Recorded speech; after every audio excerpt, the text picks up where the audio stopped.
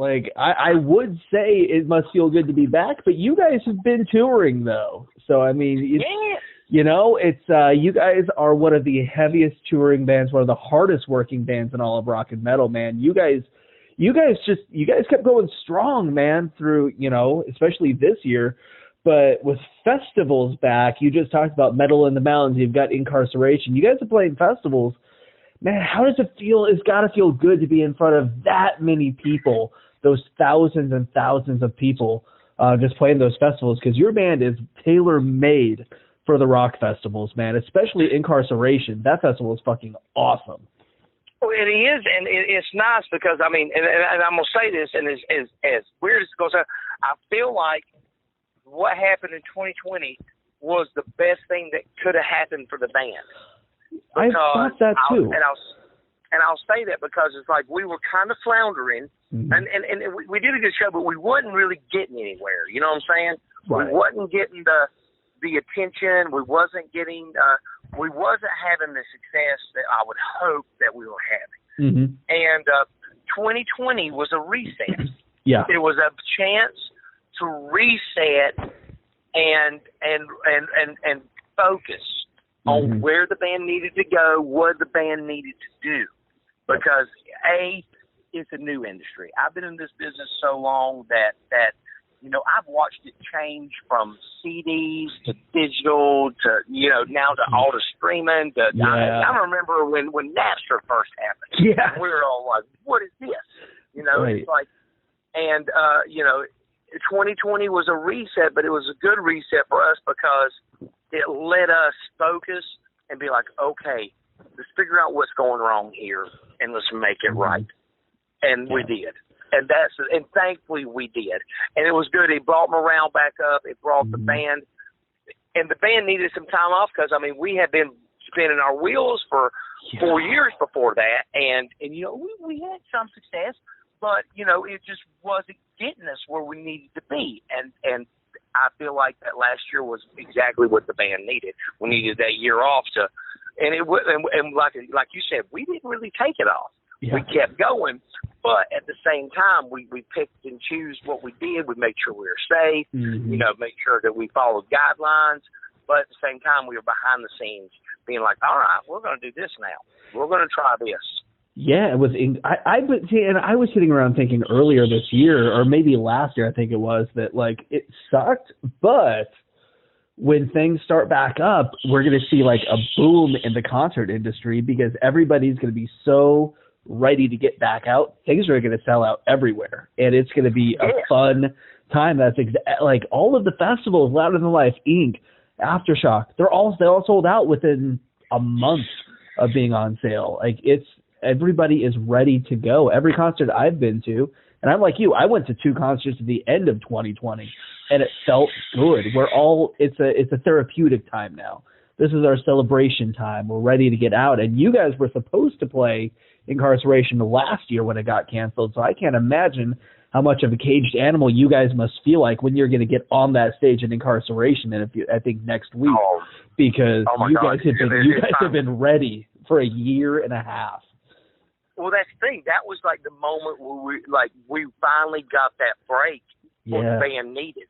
You know, it's like I keep saying, because like the mistake that AKC made was, and I'll take this on myself, was like we started in a headlining position when we shouldn't have. You know, everybody kind of assumed it's like, oh, well, it's Mushroomhead. Oh, yeah, we just put him in headline.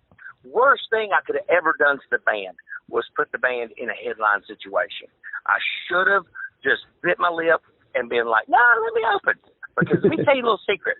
I love opening. You give me that 30 minutes, man, I'm going to run like a cheetah. Right. And I'm going to be done. And then I'm going to go sit back and be like, oh, it's your night now. Go for it. You're like, follow that, man. Good luck. You know? Well, it's not really that. It's the fact that I can, if I'm with a bigger act, a lot of people don't realize that I'm in a new band. Right. They don't realize that it's me. Yes. I mean, you would not believe, my wife and I are constantly laughing at the fact, like, it's like you go on stage and I knew I recognized your voice. And I'm like, how do I know that? And then they start looking at me like, oh my God, that's Waylon. And it's like, and they had no clue that A Killer's Confession is me, and this what I did is my life after Mushroomhead. Right. And it's funny because it's like I should have put myself in this position years ago because it's like I started a new band, and I say this to bands all the time, like if you get some success and you get to that point in your career and something goes wrong, do everything in your power to make it right. Because you don't want to go from the penthouse back to the mailing room, because that's exactly what you do. I don't care who you are. You always step down and you go back to this other level, and you've got to build it again. And some people have better luck at it than others, and it's not fun, especially when you've already done it twice and you're on your third time doing it. Well, a lot of people don't realize, like, you weren't in Mushroomhead for like 10 years or anything like that. Your time with them wasn't really like that long. I feel like AKC has been around almost longer than you were in Mushroomhead, which a lot of people don't necessarily realize. Well, that thing, okay, AKC will be 5 years this year. Yeah. We started in 2016. Yeah. I was in Mushroomhead from 2004 to 2015. Mm-hmm. I was there. Oh, I thought I completely did not realize that I read that wrong. That's my bad. I thought that for years for some reason. My bad. Yeah, I was in there. I fucked that one up. For almost. That's all right. I was there for 12 years, and I did my time. And that wasn't an easy fight either, because I come in and took J-Man's spot. Yeah. And it's like, Lord, when you take a singer spot, I don't care who you are, you better have nerves of steel and skin that like a rhino, because people are going to come after you. They are. Especially the Mushroomhead fans. That fan base, man, is dedicated. Oh, yeah. Oh, you better be on your game, man. Yeah. If they love you, they love you. If they don't, oh, God help you. Right. It's bad. Yeah. And I had to earn that, and I did. And a lot of them still love me, and a lot of them don't. But that's always been the case. Mm-hmm. But with AKC, I got a new lease on life. I got a new lease on what I'm doing, and I absolutely love it. But I started wrong. I should have started with being the band, like, just stick us out there. I don't really care how much you give us. Just let me go out here and break this band. And now I'm in that position where I'm opening for all these bigger acts, and I'm getting that, and I'm watching the acceleration of everything we've already done come into fruition and really start to happen. It's like people are starting to now take notice of our prior work. And it's like, whoa, y'all got some really good stuff. And it's like, thank you. I'm glad you noticed it now. Better now than ever. Right? It's better to notice it 4 or 5 years in than be like, hey, 10 years in, now you're just now noticing that we're this good. It's better to realize like still this early. But like, how has it been playing with Church again? Because you've got there's that Mushroomhead connection again there, man. Well, that's the funny thing. Church and I go beyond Mushroomhead. Church and I grew up together. Really? Like, he is yes, Church and I are from the same hometown. Church is 1 year and 1 day older than me. Exactly. Wow. Yeah, his birthday is September 18th. Mine is September 19th. Nice. He played baseball with my brother in Little League. And he is my only friend that I have that met my mother. Nice. My mother passed away when I was 13. So Church and I have this super long history that nobody really knows about. Amazing. When we first started, we were playing music in little storage sheds, like those little U-Rocket centers. Right. We went out and we would rent them and put a lot of our equipment in it, and then run a power cord to the light pole to power the band. Oh, man. And he was on one side and I was on the other. But the thing about it is, when you're in those little places, nothing's grounded. So you're holding the microphone. If you touch the wall, you're going to light yourself up. You're going to fuck yourself up real quick. Oh, man. Oh, that's so we started awesome. like that. That's great. And but to have Church back is great. Like Church, we're both, we're like-minded. We both want to do the same thing. We want to leave everybody with a great show. And he's an amazing artist. And just to be back home with him is great. It's like, I remember when he was in Automata Brain and I was in Mushroom Head. You know, it's like we both kind of made it at that point, and we rekindled there. Then he came to Shroom. Well, actually, we did Kenneth Fly Viper first, and then he came to Shroom, and then he's just back. You know, it's just like he's never really ever went anywhere. You know, it's just like we may take a year or two off of each other, but we're always back. Right. Yeah, I feel like that's how a lot of best friends are, man. Like, I have some friends where I'm like, you know, we talk for months and years, and then we go like 5, 6, 7 months, we don't talk at all, and then we reconnect, and it's like no time passed. And then it's just we're closer than ever then, you know. It's just we all get so fucking busy, especially in music, man. Everybody gets so busy in this industry that you lose contact sometimes. But then if you're close, it's like no time passed when you reconnect. It's really fun. Oh, no. You know? Well, that's the thing. Church knows. He knows this is home for him. He knows, you know, he knows he'll be fine here. It's just like, but we're really, honestly, a family business because our bass player, J.P. Cross, is also a friend of mine from childhood. And then my stepson plays drums for us, and my wife is running the business behind the scenes. We're honestly a real mom and pop shop. We are a family business. That's the way it should be. You know, that's the way it should be. And we look out for each other. That's the biggest thing. Well, and I would assume that the energy station. Okay. I'm sorry, my wife. We're going somewhere. Oh no, you're good. Well, I assume that makes the family life easier as well, especially when you're on the road as much as you are, because there's not that strain of being away from each other. You're constantly together in that way, so that makes everything easier too. So everybody's happy. So. Well, it's the thing. It's like, you know, I had my Motley Crue moments back in the day. I really, really, really did. Mm-hmm. I had my Motley Crue moments, and this is not that band.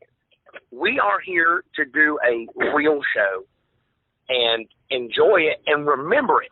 The key word, remember it. Yes. Yes. And I hate getting drunk or high at concerts because I'll forget the whole thing. I will. It's terrible. It's absolutely the worst, the worst feeling in the world. Yeah. And like I can tell you, every show AKC does.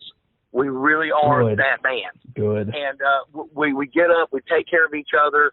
We don't let each other fall down because there's darkness in this industry. We all know about it. Yeah. We all know there are rabbit holes you can fall down in this, and you might not ever get out of. Yeah. But we in AKC we have a rule: we don't let each other fall in them holes. Good. We're here to pick each other up. We're here to pick up the fans. We're here to help people, and we're here to entertain them. Yep. And that is the biggest thing. We are here to entertain you. We are lucky to be given the opportunity to be your entertainment for the evening.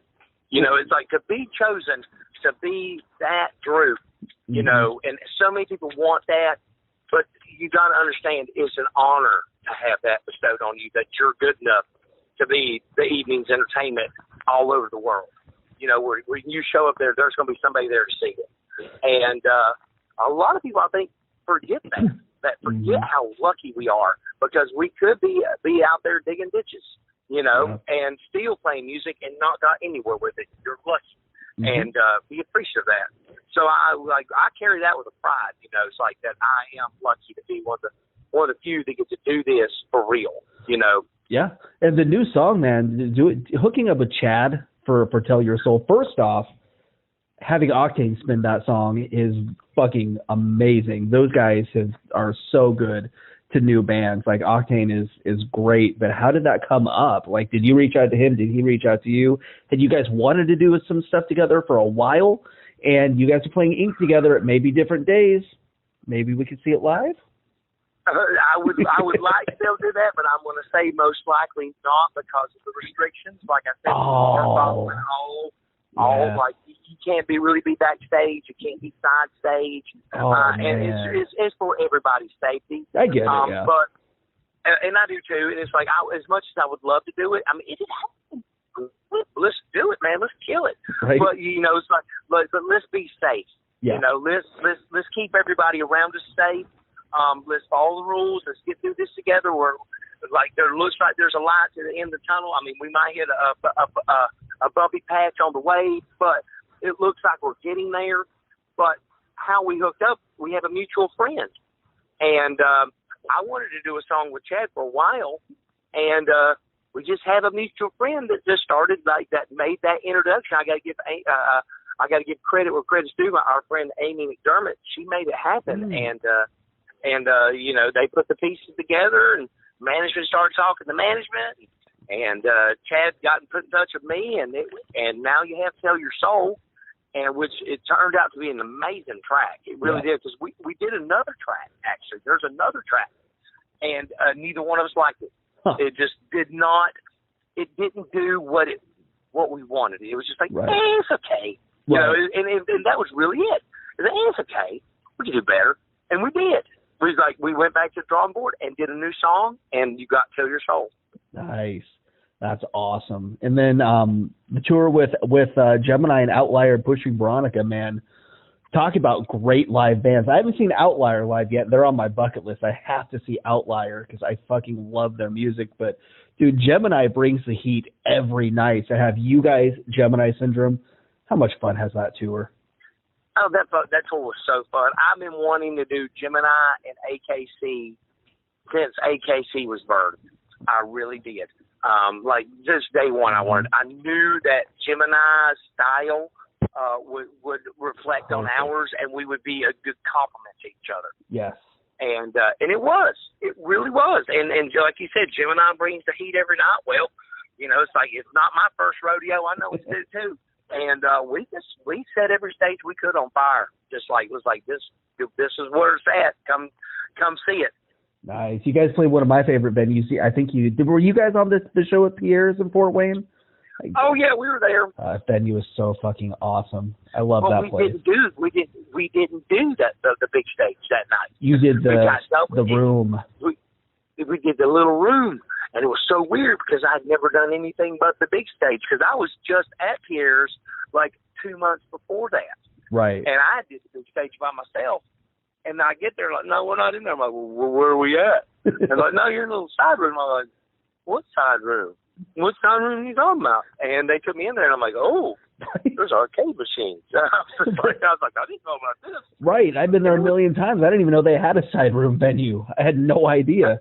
I knew they had the other bars, the karaoke bar and the hip-hop place, but I never had seen that. I had never seen that. Yeah. And I was like, this is new. Right? Album number 3 coming next year. Finally, album number 3. I mean, I feel like every album, obviously you guys progress musically, but you guys switched it up a little bit, add some different elements. The two albums, they don't really sound alike. You really expand. What's the album number 3 looking like? Because the single is coming in a couple months. Well, that's the thing. Like, if you go to Spotify or Apple, just put the puzzle pieces together. There's your album.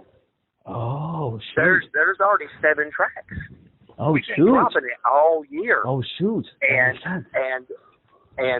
like, I'll probably end up like surprising everybody by the end of the year, and the album will be there. And I go next week to start recording album number 4. Damn. Album 3's been done for a year. Well, yeah, a lot of bands have been doing that, yeah. We've been slowly leaking it out to you, song at a time.